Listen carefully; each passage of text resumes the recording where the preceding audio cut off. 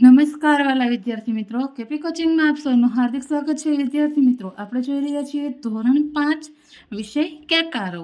તેનું આજે આપણે અલંકાર સ્વાપોથીનું સોલ્યુશન જોઈએ છીએ. તો જોઈએ તેમાં પહેલું, મજા તો માળિયામાં કે કાતરિયામાં.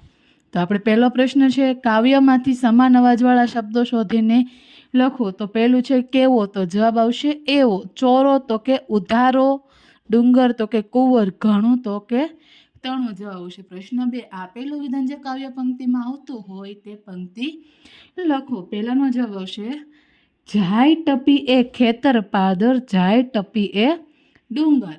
બીજાનો જવાબ આવશે, ઘોડો મારો 7 પાખાળો, ઉડતો ચાલે કેવો.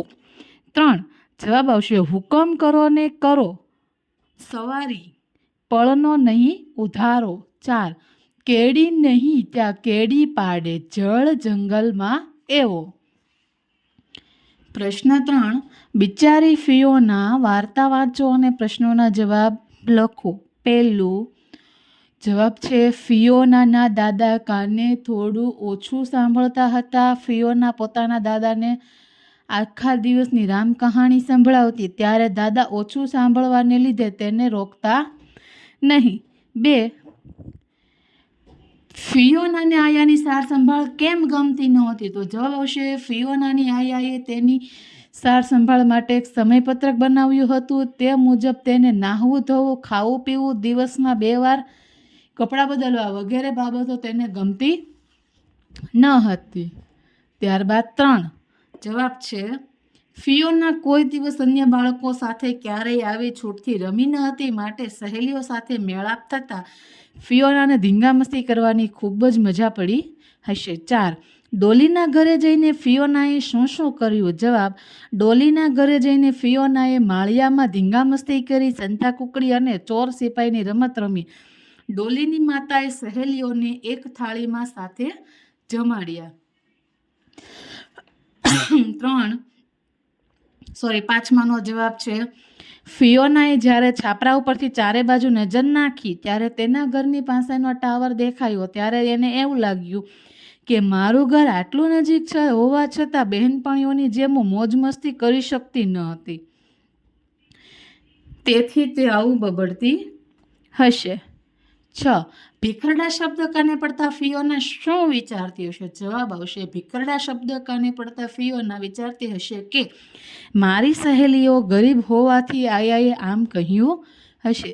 7, ફિયોનાને બિચારી કેમ કહે છે. તો જવાબ છે, ફિયોનાનો જન્મ ગર્ભ શ્રીમંત પરિવારમાં થયો હતો હોવા છતાં તે પોતાની મરજી મુજબ કંઈ જ કરી શકતી ન હતી. એક દિવસ તે મોકો જોઈને બહાર જાય છે. પહેલી વાર તે બેનપણીઓ જોડે ધીંગા મસ્તી કરી ખુશ થાય છે. અચાનક આયા આવી ચડે છે અને કસાઈની માફક ફિયોનાને ઢસડી જાય છે. ફિયોનાને આ ગમતું નથી, છતાં તે કંઈ કરી શકતી નથી, માટે ફિયોનાને બિચારી કહી છે.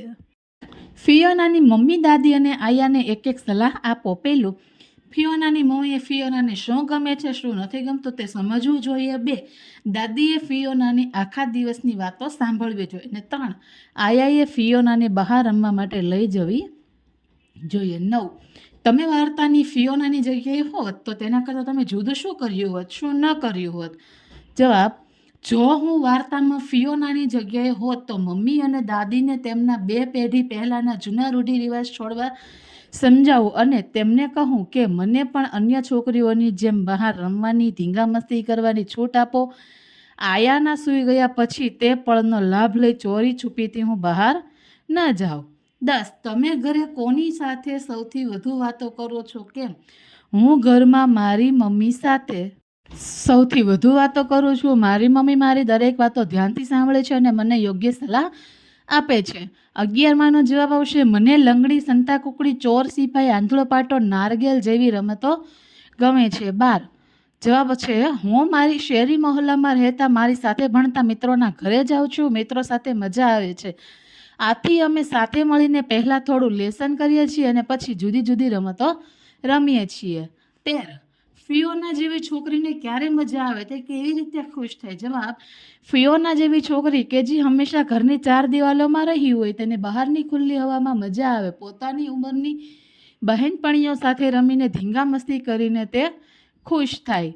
14 જવાબ છે, હું રમીને આવું ત્યારે મારા દેખાવ વિશે વડીલો કહે છે કે તું ધૂળમાં રમીને આવ્યો છે, માટે પહેલાં હાથ પગ ધોઈ લે અથવા તો નાહી લે.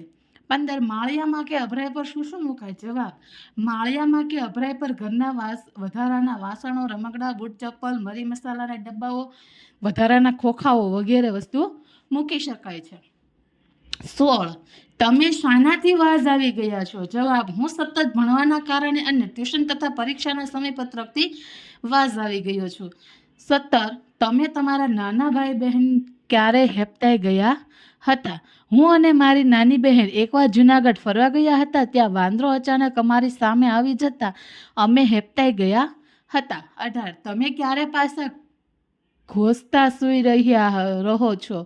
જવાબ, રવિવારની રજા હોવા છતાં મમ્મી કહે છે બહાર તડકો છે તેથી બહાર રમવા જવાનું નથી, ત્યારે અમે પાસા ઘસતા સૂઈ રહીએ છીએ.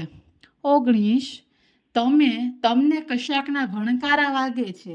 શાના? ક્યારે? જવાબ, હા, હું રાત્રે સૂવાની તૈયારી કરું છું ત્યારે સવારે સ્કૂલે બસના હોર્ન વાગતા હોય તેવા ભણકારા વાગે છે. થેન્ક યુ વિદ્યાર્થી મિત્રો.